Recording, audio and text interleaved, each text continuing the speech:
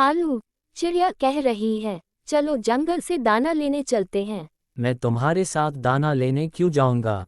मैं तुमसे बड़ा हूँ। चलो दफा हो जाओ यहाँ से। फिर मिट्ठू तोता वापस चला जाता है और जाकर चिड़िया से कहता है। चिड़िया कालू से कह रही है कि मैं तुम छोटे पंछियों के साथ दाना लेने नहीं जाऊंगा। चलो मिट्ठू, कोई बात नहीं। अगर उसे हमारी जरूरत नहीं है तो हमें भी उसकी जरूरत नहीं है।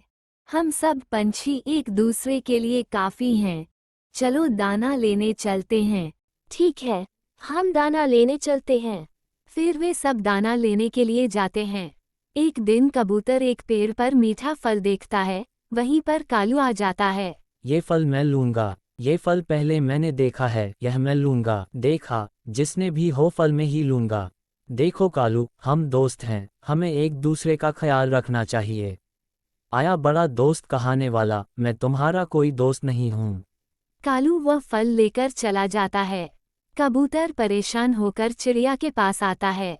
चिड़िया, कालू ने मेरा मीठा फल ले लिया। कबूतर, तुम परेशान मत हो। तुम यहाँ दाना खा लो। शाम को हम कालू से बात करने चलेंगे। फिर वह शाम को सब कालू के पास जाते हैं। कालू अपने टूटे फूटे हुए घोंसले में वह फल खा रहा होता है। कालू, हम सब जंगल के पंछी हैं, एक दूसरे के दोस्त हैं।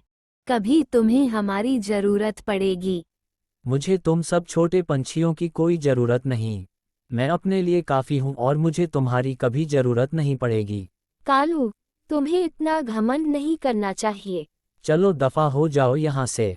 अब दोबारा मुझसे न मिलना। चलो यहाँ से, ये ठीक नहीं होने वाला मिट्ठू।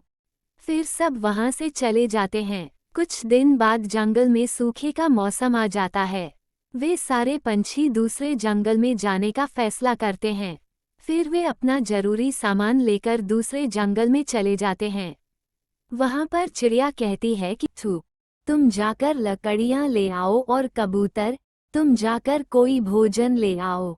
मैं घर बनाती हूँ। तोता लिखकर लेने के लिए चला जाता है। कबूतर भोजन लेने के लिए चला जाता है। मैंने सारी लकड़ियाँ इकट्ठा कर ली हैं, अब लेकर चलता हूँ। शाम से पहले वे अपना घर बना लेते हैं। कबूतर भोजन ले आता है, वे भोजन खाते हैं। देखो दोस्तों, हम सबने मिलकर काम किया तो बहुत जल्दी हो गया। हमने अनजान जंगल में भी कितना जल्दी घर बना लिया। हमें हमेशा एक दूसरे की मदद करनी चाहिए। 2 दिन बाद जंगल में बहुत तेज बारिश हो रही होती है। कालू अपने कोने में बैठा होता है। ये तो बहुत तेज बारिश हो रही है। अब मैं क्या करूं? चलो चिड़िया के घर जाकर देखता हूँ। पता नहीं कालू अब इतनी तेज बारिश में क्या कर रहा होगा। हमें क्या कालू की, उसने खुद हमारा कहना नहीं माना था। फिर वह चिड़िया के घर जाता है। चिड़िया, चिड़िया, दरवाजा खोलो। लेकिन चिड़िया तो घर में नहीं थी। फिर वह कबूतर के घर जाता है। कबूतर, दरवाजा खोलो। पता नहीं सारे जंगल के पंछी कहाँ चले गए हैं।